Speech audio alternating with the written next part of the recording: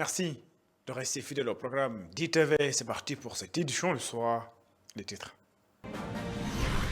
Les membres du Conseil des éditeurs et diffuseurs de presse dénoncent la hausse sur les taxes sur la redevance. Selon eux, l'État continue dans sa volonté de vouloir asphyxier la presse. Première édition de la conférence des administrateurs et managers publics. Le président de la République pointe du doigt les limites de l'administration sénégalaise. Le chef de l'État annonce des mesures pour une modernisation de l'administration et appelle au respect à l'égard des membres du gouvernement. À Linguère, les enseignants ont déserté les salles de classe pour la rue. Ils exigent que la lumière soit faite suite à l'agression de leurs collègues à Barkedji. Message reçu par le préfet de Linguère. La vente de l'alcool par détail inquiète les parents. Plusieurs jeunes sont attirés par le produit. Parents, élèves et étudiants invitent l'État du Sénégal à renforcer la surveillance. Voilà pour les titres. Le développement, c'est dans une poignée de secondes.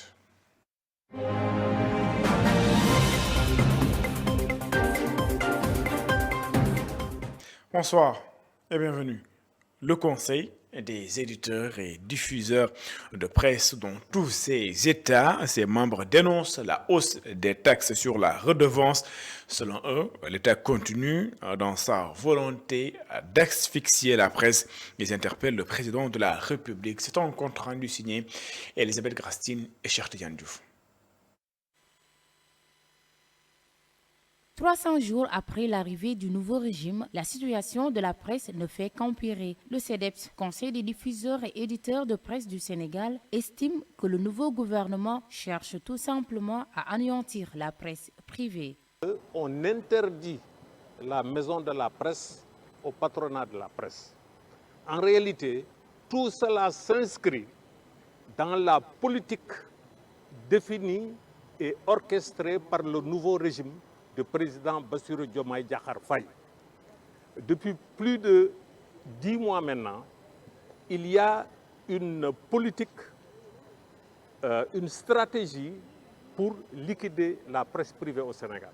Le CEDEPS dénonce également l'arrêté concernant le paiement des redevances. Pour Mamadou Ibrakan, cette décision vient confirmer la volonté manifeste du gouvernement de tuer la presse sénégalaise. Une intention qu'il juge néfaste aussi bien pour le gouvernement que pour la population. La semaine dernière, il y a eu un arrêté conjoint pris pour le paiement des redevances.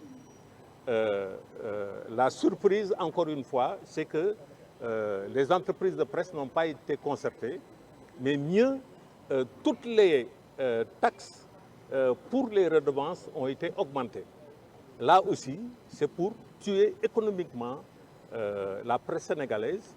Et cette vision de redevance pour la presse, c'est une vision simplement fiscaliste et qui ne correspond pas ni aux intérêts de la presse, mais surtout aux intérêts du Sénégal. Le CEDEPS lance un appel au président de la République pour concrétiser l'appel au dialogue renouvelé avec la presse. Et nous voudrions vraiment lancer un appel au président de la République pour que l'appel au dialogue renouvelé avec la presse qu'il avait lancé en Conseil des ministres le 14 août 2024, que cet appel-là soit enfin matérialisé.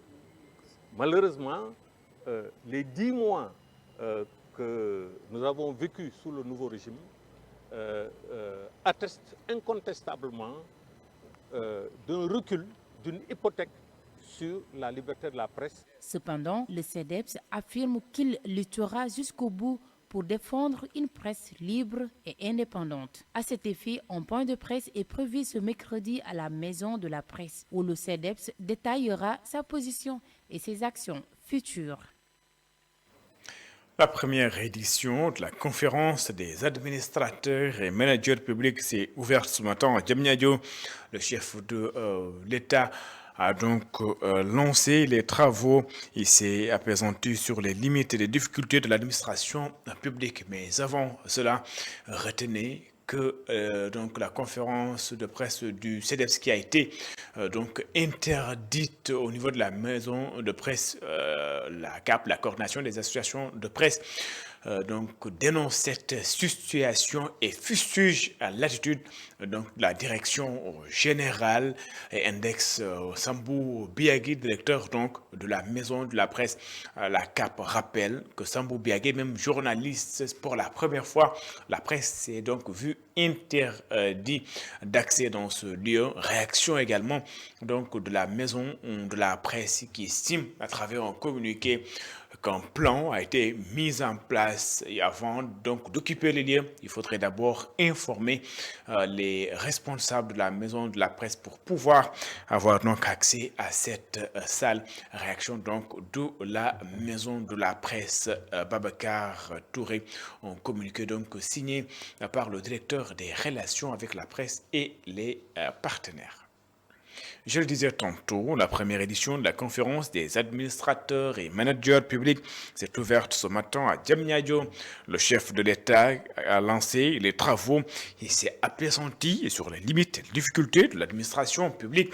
Il qualifie cela d'incohérente et de budgétivore. Je vous propose de suivre les explications du chef de l'État au micro de Babacar Seck. Au terme de 9 mois d'exercice du pouvoir, les constats sont alarmants. Nous faisons face à un État contraint, dont les marges de manœuvre budgétaires et financières n'existent quasiment plus. Ensuite, une administration républicaine, certes, mais manquant de cohérence et figée dans des schémas dépassés, alors même que nos réalités socio-économiques évoluent rapidement, marquées notamment par la transformation numérique et l'essor de l'intelligence artificielle. Puis, un secteur parapublic hypertrophié, doublonnant souvent avec l'administration centrale, qui est budgétivore et dont la contribution aux dividendes de l'État reste trop faible. Enfin, des services publics complexes et coûteux qui limitent l'efficacité des politiques publiques et ternissent l'image de l'État. Dès lors, il est impératif de refonder notre administration pour la rendre plus moderne, plus proche des citoyens et plus efficiente dans ses missions. Le président de la République a par ailleurs renouvelé sa confiance à son premier ministre et demande d'ailleurs du respect à l'égard des membres du gouvernement. Le chef de l'État rappelle que les recrutements et les partenariats, entre autres, doivent être validés par les ministères, mais sous la supervision du Premier ministre, le chef de l'État. Mais je rappelle que celle-ci doit demeurer un livre de chevet pour tout responsable public. J'insiste néanmoins sur l'importance capitale du respect dû aux membres du gouvernement, institution collégiale et solidaire, seul responsable devant le président de la République et l'Assemblée nationale. Par voie de conséquence, les dirigeants des administrations centrales et des entités du secteur parapublic relèvent de l'autorité du Premier ministre, lui-même chef de l'administration, et des ministres et secrétaires d'État. C'est un impératif de bonne gouvernance. Toute décision importante, qu'il s'agisse de recrutement, de budgétisation, de contractualisation ou de partenariat, doit être validée par l'autorité ministérielle et interministérielle compétente. À cet égard, je renouvelle ma confiance totale et mon soutien indéfectible au Premier ministre et à l'ensemble du gouvernement. Je le disais en titre à Linguère, les syndicats d'enseignants ont marché, c'est pour dénoncer l'agression de leurs collègues à Barkédji et exigent que la lumière soit faite dans cette affaire. Le préfet dit prendre note des revendications des enseignants. Les autorités compétentes, selon lui, vont recevoir le mémorandum des enseignants. Modou Cham et le préfet de Linguère, il est ici interrogé par Nala Diop et Serine Cham. À la suite de cette déclaration, d'ailleurs, nous allons prendre les dispositions pour rapidement alerter le ministre de l'Intérieur d'abord, mais aussi le ministre de l'Éducation et tous les autres ministères qui ont été ciblés dans ce mémorandum. Alors, au-delà de cette assurance, je voudrais également vous exprimer la tristesse qui m'habite depuis cette violence et je peux vous assurer que c'est un événement qui nous a profondément attristés. Parce que nous savons parfois les conditions difficiles dans lesquelles certains enseignants, en tout cas, essaient de travailler. Parfois, c'est dans des villages où il manque de tout. Et toutes les dispositions seront prises. Nous allons transmettre incessamment ce mémorandum. Nous allons continuer également à lui apporter notre soutien. Et je crois que sur les pistes sur lesquelles nous sommes avec la gendarmerie, il y a espoir que d'ici quelques jours, on pourra rapidement mettre la main sur ces gens-là qui ont commis cet acte aussi ignoble. Et nous ferons tout pour les débusquer et les rendre à la dame justice, Inch'Allah. Affaire Farbangom, maître Oumar Youm, maire de Tchadjaï, membre également de l'Alliance pour la République, dénonce la manière dont l'affaire est traitée. Selon lui, le député ne sait toujours pas ce qui lui est reproché. La coalition Taku Wallu Sénégal a d'ailleurs décidé de commettre 6 autres avocats pour défendre leurs camarades. Ils vont prendre la parole dès ce mercredi. Maître Oumar Youm, maire de Tchadjaï, responsable politique de l'Alliance pour la République. Nous l'écoutons. Rendez-vous dans quelques jours, Inch'Allah. Nous avons constitué un collectif des avocats qui sont dans la même mouvance politique que Farbangom. Nous nous ferons entendre, Inch'Allah, dans cette situation, qui est une situation que nous déplorons. Nous pensons que le droit, c'est de l'élégance, c'est du contradictoire, c'est aussi des droits humains qu'on doit préserver. On ne peut pas prendre quelqu'un, le mettre au devant de la scène sans pour autant que lui-même ne sache ce qu'on lui reproche. Je pense que ça aussi, ça ne fait pas partie du principe du contradictoire, ça ne fait pas partie de l'élégance républicaine, ça ne fait pas partie de l'élégance des procédures judiciaires.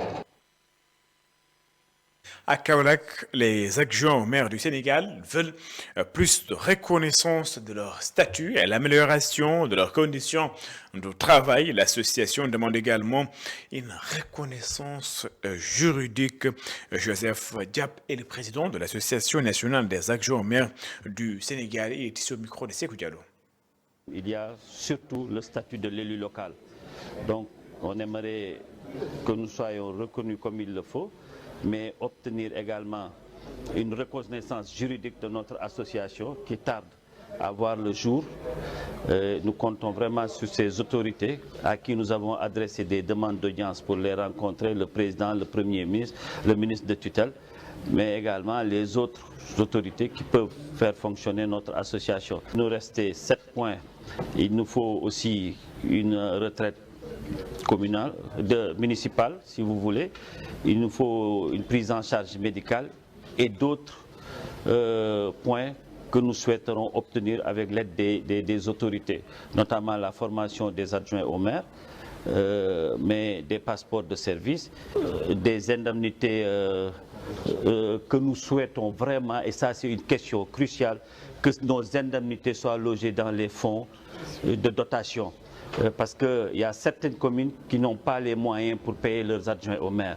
Et ça, nous attirons l'attention de l'autorité qu'il y a des mairies qui ne peuvent pas payer leurs adjoints au maire par manque de moyens. C'est pourquoi nous demandons que ces fonds-là, que nos indemnités soient logées dans les fonds de dotation. Les élèves du lycée Abdoulaye Sadji à Rufisque qui occupaient l'annexe de l'établissement vont pouvoir pousser un ouf de soulagement. Les travaux de la première phase de réhabilitation ont été livrés. 6 salles de classe sont désormais fonctionnelles. Le comité de réhabilitation de l'annexe du lycée Abdoulaye Sadji appelle à la mobilisation des populations pour la réfection totale du lycée. Babacar Seck. Il a fallu 4 mois pour terminer les travaux de rénovation de l'annexe du lycée Abdoulaye Sadji, abandonné par les élèves à cause de la vétusté du bâtiment. Les anciens du lycée ainsi que des bonnes volontés ont mobilisé d'importants moyens matériels et financiers pour la livraison de 6 salles de classe. Les communautaires rufisquois, donc c'est l'initiative du professeur, ont pris quand même l'engagement de refaire cette école-là. Donc cet engagement nous a amené aujourd'hui à la réception de cette partie du bâtiment. Il faudra préciser à ce niveau-là que cette rénovation du rez-de-chaussée a été entièrement prise en charge par un Rufisquois, je vais dire Rufisquois parce qu'on était en département de Rufisque, mais un Rufisquois de Bargny qui a pris en charge intégralement donc, la réfection à coût d'une dizaine de millions. Donc la réfection totale du bâtiment. Le comité appelle aussi à la rénovation du grand lycée dont l'état devient inquiétant. Je profite également de cette occasion pour appeler à la rénovation du lycée Abdoulaye Sadji, le lycée mère, qui a aussi ses problèmes. Je pense que tout le monde le sait et il serait bien quand même qu'on s'y penche. Et nous, comité de réhabilitation de l'annexe, bientôt vous entendrez parler du comité de réhabilitation du lycée Abdoulaye Sadji et des autres établissements qui sont à Rufisque. Parce que moi, je suis de ceux qui pensent que le communautaire peut beaucoup faire. Et il est temps qu'on réfléchisse autrement. Ouf de soulagement chez les élèves qui apprécient à sa juste valeur la réhabilitation de l'annexe. Il faut que pour les autorités, ils doivent savoir que nous, on est des élèves et on est également leurs enfants, comme ils le disent. On a besoin de soutien pour développer notre école le maximum. On a besoin de soutien pour rendre notre école possible. On a aussi besoin de soutien également pour qu'on soit tous fiers du lycée Abdoulaye Sadji dans lequel nous étudions. Après le rez-de-chaussée, l'étage sera bientôt livré pour permettre aux élèves du lycée Abdoulaye Sadji d'étudier dans les meilleures conditions. Babacar Seck, le reportage du jour s'intéresse à la vente d'alcool en détail. Les parents expriment leur inquiétude. Les conséquences peuvent être néfastes sur la santé des jeunes qui s'adonnent donc à la consommation de cette boisson. Certains pointent du doigt la responsabilité même de l'État du Sénégal. On voit tout cela dans ce reportage que nous propose Ndeye Alifal. Facile d'accès, bon marché, mais lourd de conséquences. Les sachets d'alcool inondent les boutiques, les quartiers du Sénégal, devenant une véritable danger pour la jeunesse et la société tout entière. C'est la faute du gouvernement. Franchement parler, si le gouvernement avait fait beaucoup d'efforts pour éradiquer ça, je crois qu'à cet instant-ci, on n'aurait pas de problème. Et puis nous, parents aussi, on doit surveiller nos enfants. Ce qui se passe est inadmissible.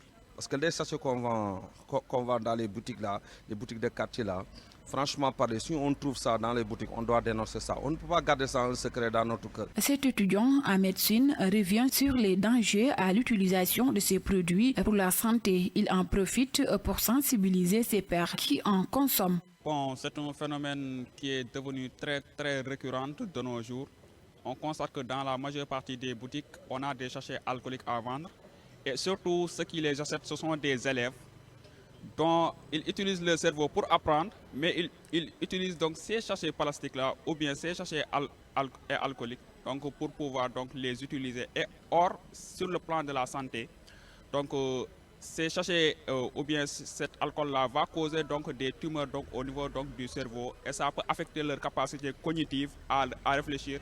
Et ça peut impacter négativement aussi donc, leur avenir scolaire et notamment leur étude. Ces derniers appellent les autorités à prendre des sanctions contre les boutiques qui vendent ces produits aux enfants et exhortent les parents à faire preuve de plus de vigilance envers leurs enfants, mais également la création des brigades de surveillance dans les quartiers. Bon, j'appelle le gouvernement, franchement, surtout le ministère de l'Intérieur et les commissariats et les chefs de quartier, les maires. Il faut qu'ils prennent des mesures comme des brigades de surveillance pour que ces gens puissent gérer ce qui se passe dans le quartier. Je lance une alerte générale à toutes les autorités administratives de quelque niveau que ce soit. Donc nous savons tous que les enfants, notamment les étudiants ou bien les élèves, sont l'avenir de demain. Donc ils sont les futurs bâtisseurs, ils sont les futurs dirigeants. Or, si on regarde quelque chose qui va leur nuire, ça va nuire donc dans l'avenir donc le Sénégal. Donc les autorités sont incitées à prendre des mesures immédiatement donc pour arrêter donc la vente donc de ces sachets alcooliques là dans les boutiques, franchement. Face à ce phénomène inquiétant, la responsabilité est collective, tandis que les autorités sont appelées à renforcer les sanctions et la régulation. Les parents et la société civile doivent s'impliquer davantage pour protéger les jeunes. La mise en place de brigades de surveillance dans les quartiers pourrait être une solution efficace selon certains rencontrés au lycée Maurice de la Fosse. Le quartier Djokoul-Ndjouren, c'est dans la commune de Rufisque-Ouest, a reçu le deuxième prix du challenge du quartier le plus propre. Le directeur du cadre de vie et de l'hygiène publique en visite à Rufisque rassure les populations sur l'aménagement des espaces déjà désencombrés à travers le projet Khalion. Voici Serigne Kososen, il est le directeur du cadre de vie et de l'hygiène publique. Il est ici au micro de Babacar Seck.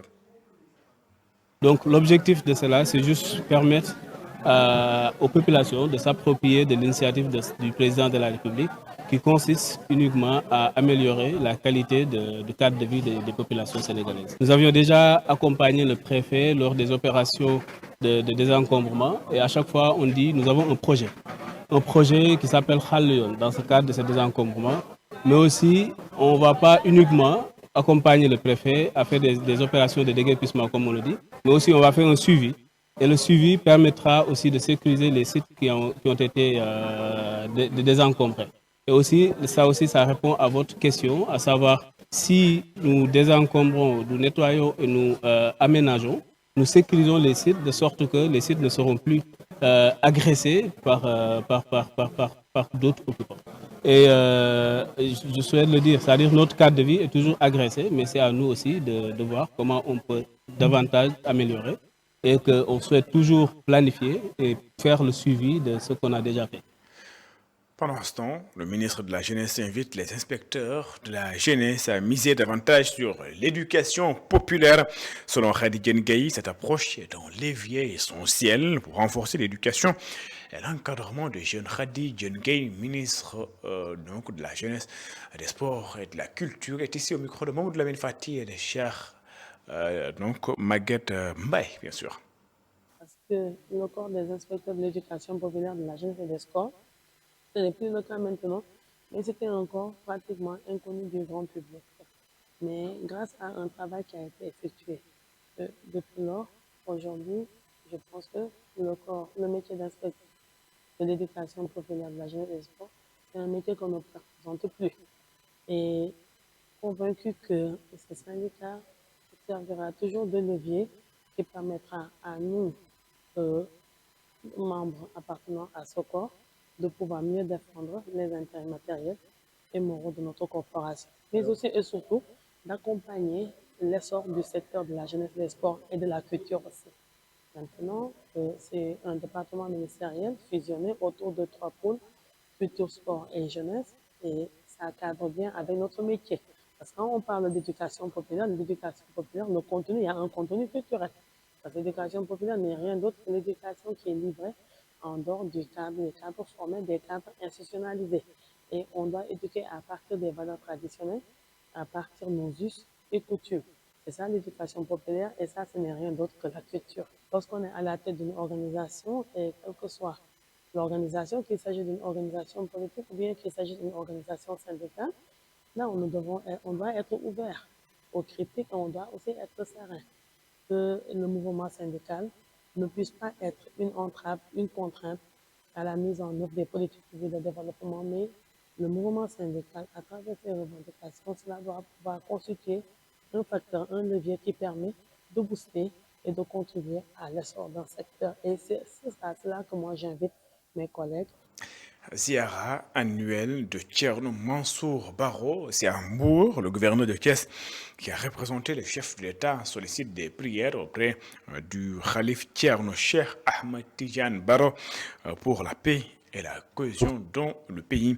Voici Saher Ndaou, il est le gouverneur de la région de Thiès. Il est ici au micro de Muntaga Kane et de Mourba.